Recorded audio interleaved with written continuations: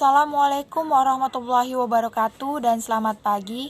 Kami dari kelompok 10 akan mempresentasikan hasil diskusi kami mengenai hukum Kepler. Pertama-tama, marilah kita panjatkan puji dan syukur karena diberi kesehatan sehingga kita bisa belajar secara online.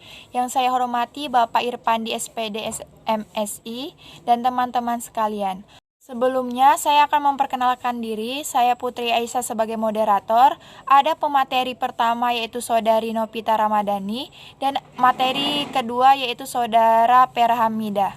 Baiklah, kepada Saudari Novita Ramadhani saya persilahkan. Baik, terima kasih. Di sini saya akan menjelaskan mengenai hukum Kepler. Pada mulanya, hukum Kepler terdapat dari nama seorang penemu yang bernama Johannes Kepler yang merupakan seorang astronom yang berasal dari Jerman, yang menjelaskan hukum Kepler adalah pergerakan dari tata surya.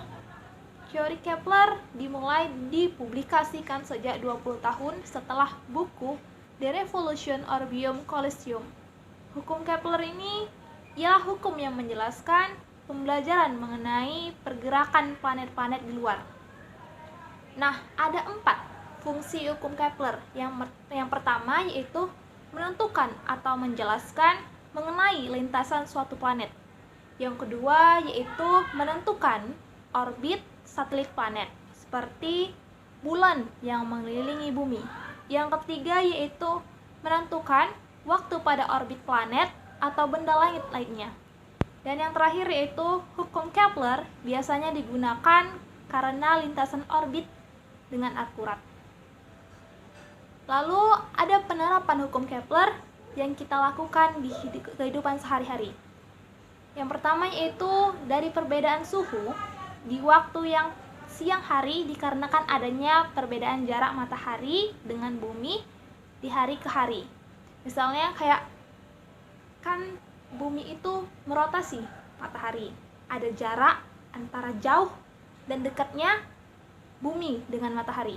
Semakin dekat matahari dengan bumi, maka dia suhunya akan semakin tinggi. Kalau dia makin jauh, maka suhunya akan semakin rendah. Yang kedua yaitu menentukan masa bumi dengan menggunakan periode bulan yang mengelilingi bumi ataupun dengan planet lainnya. Dan yang ketiga, seperti yang kita pelajari, terjadinya peristiwa supernova, yang mana supernova adalah ledakan suatu bintang terhadap galaksi yang memancarkan energi yang terlalu besar. Nah, lalu di sini saya akan menjelaskan mengenai hukum Kepler yang pertama. Pada hukum Kepler pertama menjelaskan bahwa planet mengelilingi matahari dalam bentuk elips. Maksudnya itu orbit dari bumi itu ketika mengelilingi matahari adalah elips, di mana matahari yaitu sebagai titik acuan pusat. Itu maksudnya ketika bumi mengelilingi, itu adalah matahari atau planet-planet lain mengelilingi atau berputar di rotasinya, dan matahari itu berada di tengah-tengahnya. Itulah makanya disebut matahari sebagai titik acuan atau pusatnya. Bunyi hukum Kepler yang pertama itu yaitu semua planet bergerak dalam lintasan berbentuk elips mengelilingi matahari dengan matahari menjadi salah satu fokus elips. Nah, dilihat dari gambar. Kita lihat dari gambar itu ada 2 dimensi pada orbit elips, di mana dimensi yang paling panjang pada orbit elips disebut dengan sumbu mayor atau sumbu utama, dan setengah panjang disebut semi mayor.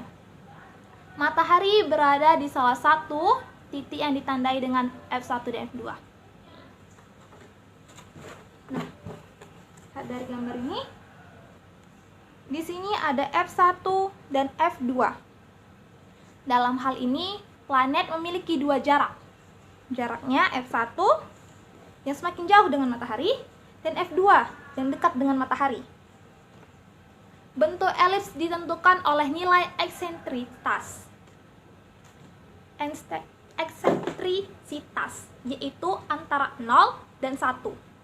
Semakin kecil nilai eksentrisitasnya atau mendekati 0, maka bentuk orbitnya akan menyerupai lingkaran yang berpusat pada matahari. Jika eksentrisitas mendekati 1, lintasan akan memanjang dan menipis. Dan jika eksentrisitas 0, maka orbit elips berubah menjadi lingkaran. Namun kenyataannya tidak ada planet yang memiliki eksentrisitas 0. Maksudnya itu semua orbit dari planet-planet itu berbentuk elips, tidak ada yang berbentuk lingkaran. Nilai E pada lintasan bumi adalah 0,017. Maksudnya itu nilai eksentrisitas dari bumi itu 0,017, sehingga lintasan orbit bumi menyerupai lingkaran. Nah, tadi kan kita jelaskan bahwa ketika eksentrisitas suatu orbit itu 0, maka dia akan berbentuk lingkaran. Sedangkan bumi itu dia memiliki nilai eksentrisitasnya itu 0,017, di mana itu akan mendekati nilai 0, sehingga orbitnya itu hampir menyerupai lingkaran.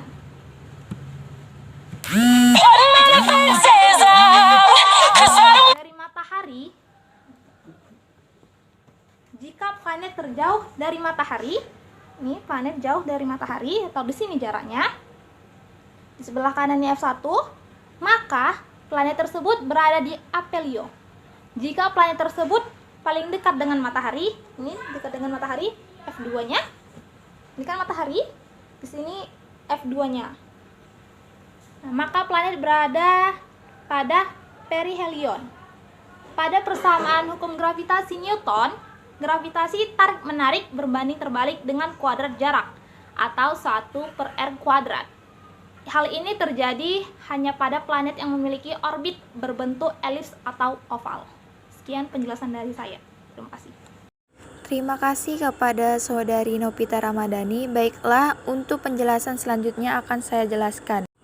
Hukum kedua Kepler membahas mengenai pola dari bentuk orbit dari planet-planet yang kita singgahi, yang dimana di dalam tata surya ini, bunyi hukum Kepler kedua yaitu setiap planet bergerak sedemikian sehingga suatu garis khayal yang ditarik dari matahari ke planet tersebut mencakup daerah dengan luas yang sama dalam waktu yang sama. T merupakan periode.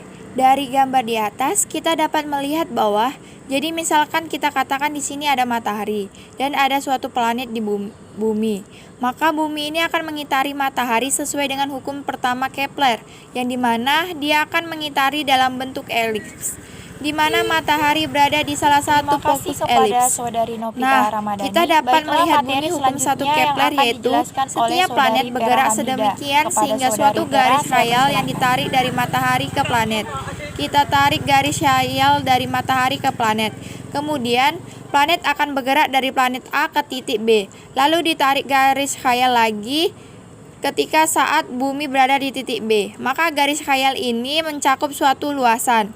Luasan ini sebagai luasan pertama. Kemudian ada suatu massa berada di titik C yang kemudian bergerak ke titik D. Kita dapat melihat bahwa titik C ke D mencakup daerah suatu luasan yang dinamakan luasan kedua, yang dimana dari bunyi hukum Kepler kedua, luasan L1 dengan luasan L2, yang dimana syaratnya yaitu jika dalam suatu waktu yang sama, hal utama yang terdapat di dalam hukum Kepler 2 adalah kecepatan sektor yang memiliki harga yang sama pada semua titik sepanjang orbit yang berbentuk. Baiklah, itu saja yang dapat saya sampaikan. Baiklah, untuk presentasi selanjutnya yang akan dijelaskan oleh Saudari Pera Hamidah. Kepada Saudari Pera Hamidah, saya persilahkan. Terima kasih kepada moderator. Di sini saya akan jelaskan materi mengenai hukum Kepler 3.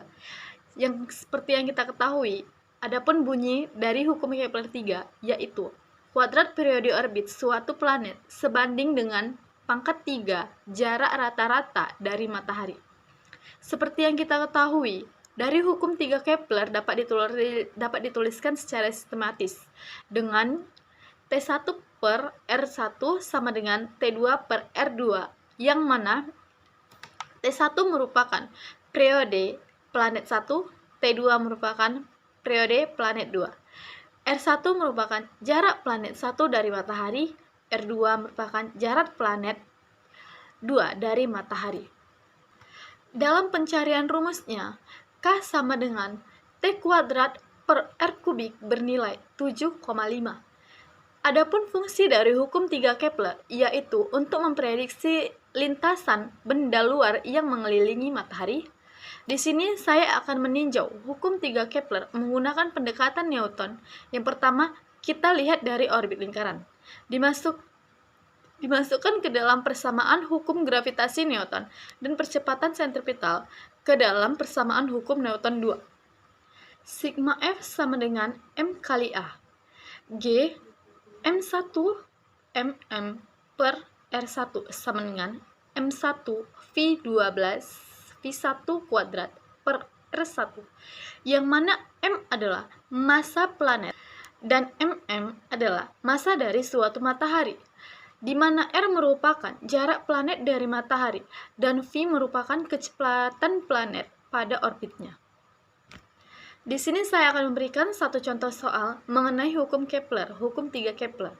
Yang mana contoh soalnya itu jarak bumi ke matahari sama dengan 1, AU dengan waktu edar 1 tahun, dan jarak rata-rata Mars matahari adalah D/2, dan revolusi Mars adalah 1,888 tahun. Dan berapakah jarak dari Mars matahari?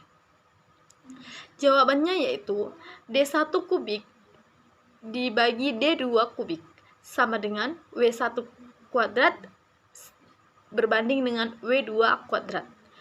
1 pangkat 1 kubik dibagi D2 kubik sama dengan 1,88 kuadrat. D2 sama dengan akar 1088 kuadrat akar 3. D sama dengan. Terima kasih kepada saudari Pera Hamida. Baiklah, dari penjelasan tersebut kita dapat menarik kesimpulan bahwa hukum Kepler terbagi menjadi 3, yaitu hukum Kepler pertama dan kedua dan ketiga. Hukum Kepler pertama menjelaskan mengenai lintasan elips planet, sedangkan hukum Kepler kedua menjelaskan mengenai bentuk pola dari orbit planet-planet yang ada di tata surya. Dan hukum Kepler ketiga itu menjelaskan mengenai prediksi lintasan benda di luar yang mengelilingi matahari. Baiklah, itu saja yang dapat saya jelaskan. Demikianlah presentasi dari kelompok 10. Apabila dalam presentasi terdapat kesalahan kata maupun istilah, kami mohon maaf. Saya akhiri dengan wassalamualaikum warahmatullahi wabarakatuh dan selamat pagi.